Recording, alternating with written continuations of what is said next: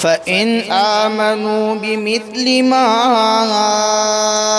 آمنتم به فقد اهتدوا وإن تولوا فإنما هم في شقاق فسيكفيكهم الله وهو السميع العليم۔ عزیزان ملت، غزوہ احزاب، مشرکین مکہ اپنے سرداران، اپنے جو بڑے لوگ تھے، ان کے مارے جانے پر، ان کے قتل کیے جانے پر بڑے غمگین تھے۔ ان کے ہاتھوں سے سب کچھ جا رہا تھا اور وہ اپنے مستقبل کو لے کر کے بڑے پریشان تھے۔ مشرکین مکہ نے منصوبہ بندیاں کی کہ اب اگر مسلمانوں کا نام و نشان نہیں مٹایا جائے گا، مسلمانوں کو ختم نہیں کیا جائے گا، اسلام کی تعلیمات کو مٹایا نہیں جائے گا، تو بعد میں مسلمانوں کے ساتھ نپٹنا بڑا مشکل ہو جائے گا۔ جی، یہ پریشانی ان کو لاحق تھی، یہ ڈر تھا، یہ خوف تھا کہ اسلام کا جو نام لینے والے ہیں، اسلام کا نام لے کر کے اسلامی تعلیمات پر جو لوگ عمل کرنے والے ہیں، ان کا قلع قمع کیا جائے، ان کا کیا اس زمین سے نام و نشان مٹایا جائے۔ اور جب اس طرح کی سازشیں، اس طرح کے منصوبہ بندیاں باطل پرستوں کی طرف سے ہوتی ہے کہ اسلام اور اسلام کے نام لینے والوں کا نام و نشان مٹایا جائے، اسلامی تعلیمات کو ختم کیا جائے، یاد رکھے اسلام کو اور اسلام کا نام لینے والوں کو مٹانے والے خود مٹ گئے ہیں، لیکن یہ اپنی سازشوں میں، اپنی منصوبہ بندیوں میں کبھی کامیاب نہیں ہوئے ہیں۔ جی ہاں، یہی غزوہ احزاب کے موقع پر، غزوہ احزاب میں جو جنگ تھی، اس کا مقصد یہی تھا کہ مسلمانوں کو ختم کیا جائے، اور یہ غزوہ احد کے 1 سال بعد واقع ہونے والا غزوہ ہے، جس کا اصل مقصد مسلمانوں کو جو محض تاریخی شخصیات نہیں ہیں، قرآنی شخصیات صحابہ اکرام رضی اللہ عنہم اجمعین ہے، ان کو مٹا دیا جائے، ان کو ختم کیا جائے۔ اور وہ اس بات سے بھی ڈرتے تھے کہ اگر ہم اس وقت مسلمانوں کو نہیں ماریں گے، نہیں ختم کریں گے، تو بعد میں مسلمانوں کے ساتھ لڑنا، نپٹنا بڑا مشکل ہو جائے گا۔ اس لیے ہر طرح کی منصوبہ بندیاں ان لوگوں نے کی، لیکن کامیاب نہیں ہوئے۔ رب العالمین قرآن مجید میں کہتا ہے نا، سورہ صف کے اندر، یریدون لیطفئوا نور اللہ بافواہہم واللہ متم نورہ ولو کرہ الکافرون۔ اللہ اپنے نور کو پورا کر کے رہے گا، خواہ کافر کتنا ہی برا مانے، انہیں کتنا ہی برا لگے، اللہ کا نور پورا ہو کر کے رہے گا۔ اللہ اپنے اسلام کو، اپنے اس دین کو دنیا کے کونے کونے میں غالب کر کے رہے گا۔ جی ہاں، تو اسی لیے یہ بات میرے اور آپ کے لیے ایک پیغام ہے، ایک نصیحت ہے۔ غزوہ احزاب کی تفصیلات کے لیے آپ کتابوں کی طرف رجوع کر سکتے ہیں، احادیث کی جو شارحین ہیں اس کی طرف رجوع، احادیث کی جو شرح کرنے والے جو لوگ شارحین ہیں، ان کے شروحات کو آپ پڑھ سکتے ہیں اور تفصیلات جان سکتے ہیں کہ میرے بھائیوں، حالات جیسے بھی ہو، ہر حال میں منہج کا پیغام دیا جاتا ہے، ہر واقعے سے منہج کا پیغام ملتا ہے۔ قرآنی ایک ایک آیت مجھے اور آپ کو منہج سلف پر گامزن، صراط مستقیم پر مضبوطی کے ساتھ رہنے کا پیغام دیتی ہے۔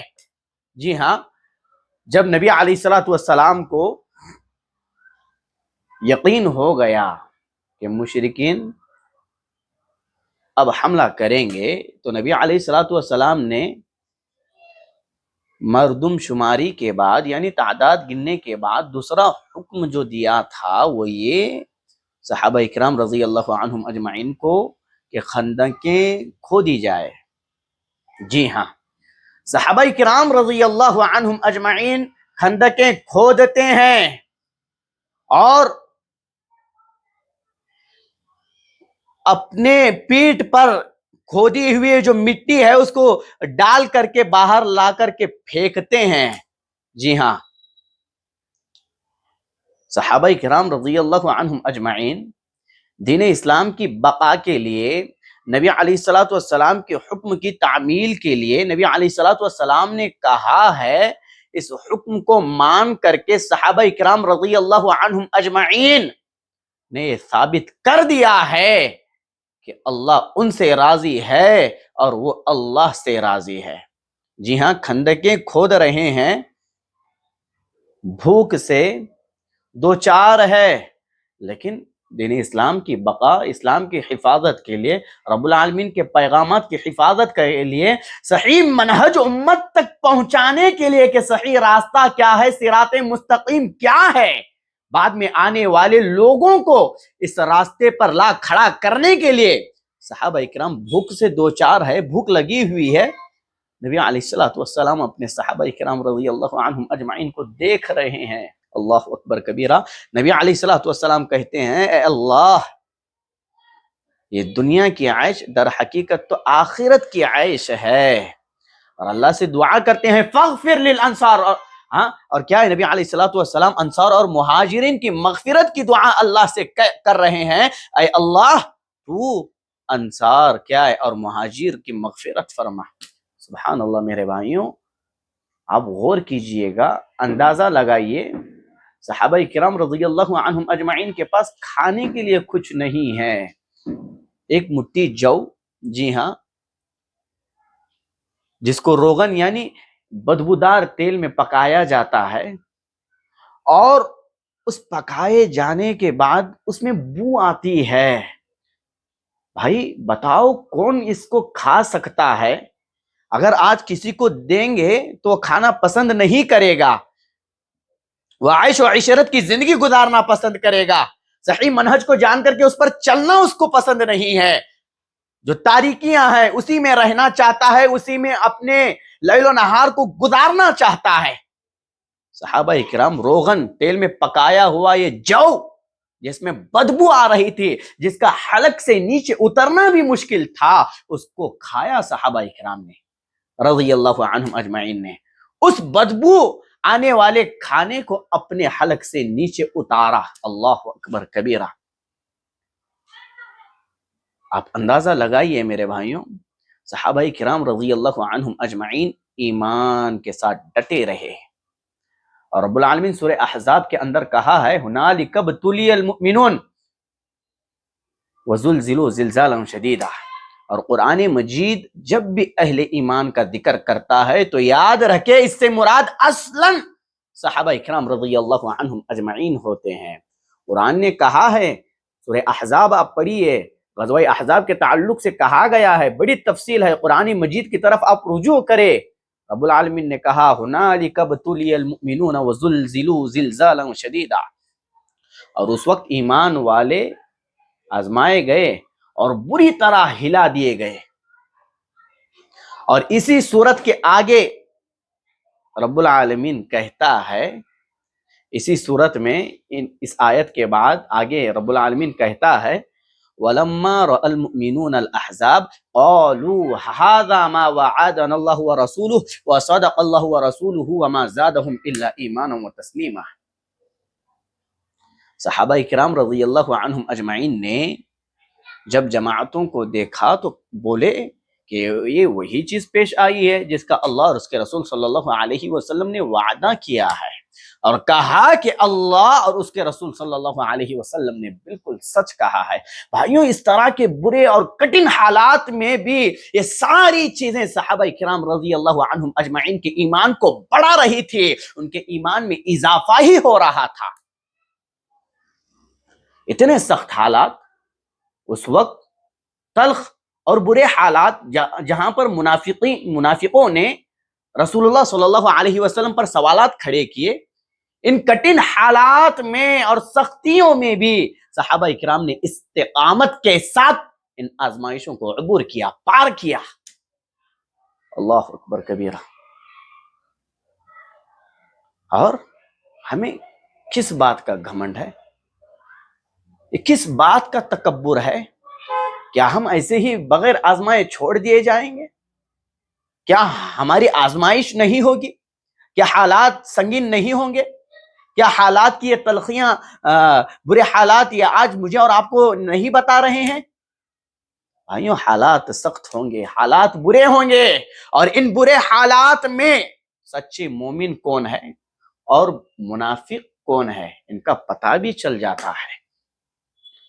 اللہ تعالیٰ واضح کر دیتا ہے کہ مومن کون ہے اور منافق کون ہے، اور وہ لوگ جن کا ایمان تو پہلے ہی اکڑ چکا ہے، جی ہاں، جو دوسروں کے ایمان کو اکھاڑنے کے پیچھے لگے ہوئے ہیں، صحابہ اکرام رضی اللہ عنہم اجمعین پر زبان درازیاں کر کے، جی ہاں، یاد رکھے میرے بھائیوں، ایسے لوگوں کے پیچھے پڑ جائیں گے تو اپنے ایمان کو اکھاڑ پھینکو گے، اپنے ایمان کو اکھاڑ پھینکو گے۔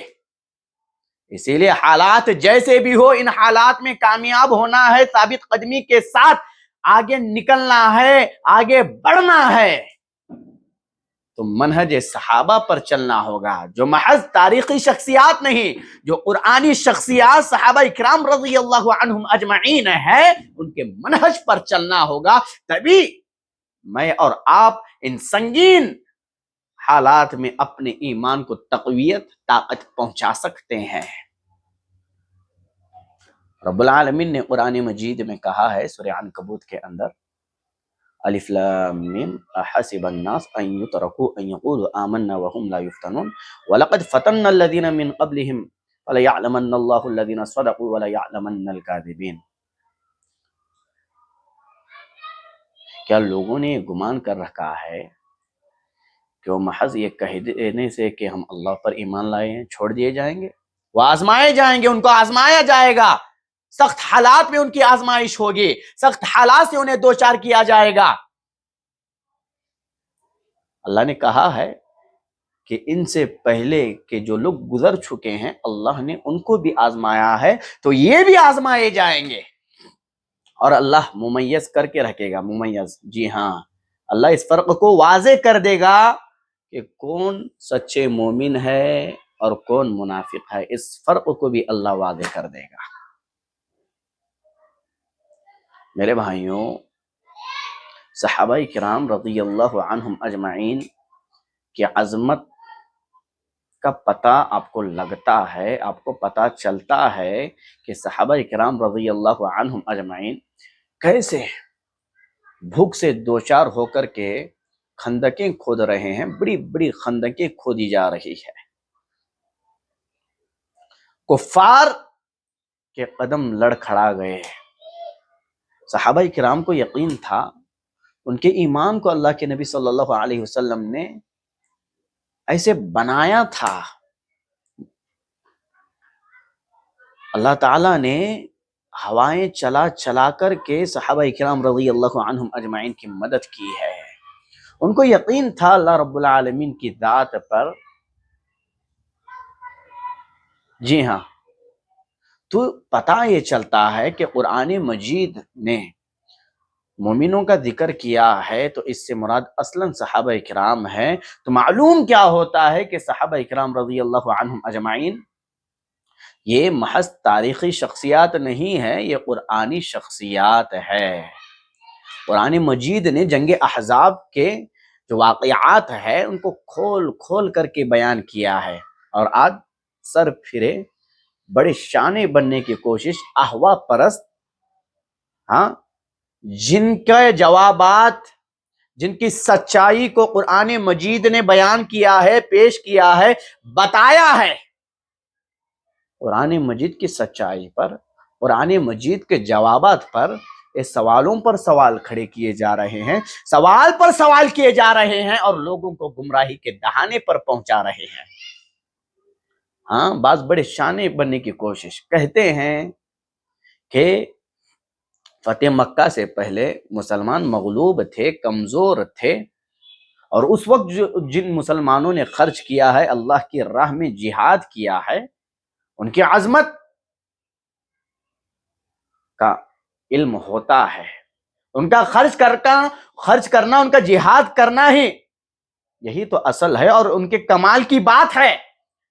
بعد میں آنے والے جو ان آزمائشوں سے سختیوں سے دوچار ہوئے ہیں، ان کا خرچ کرنا ان کا جہاد کرنا کہاں برابر ہوتا ہے؟ قرآن مجید سے اس کا جواب سنیں۔ جی ہاں، قرآن مجید سے اس کا جواب سنیں۔ قرآن مجید کہتا ہے لا يستوی منکم من انفق من قبل الفتح وقاتل اولئک اعظم درجة من الذین انفقوا من بعد وقاتلوا وکلا وعد اللہ الحسنى۔ قرآن مجید نے کہا کہ تم میں سے جو لوگ فتح مکہ سے پہلے خرچ کریں گے، جہاد کریں گے، اور بعد میں جو لوگ خرچ کریں گے، جہاد کریں گے، یکساں نہیں ہیں۔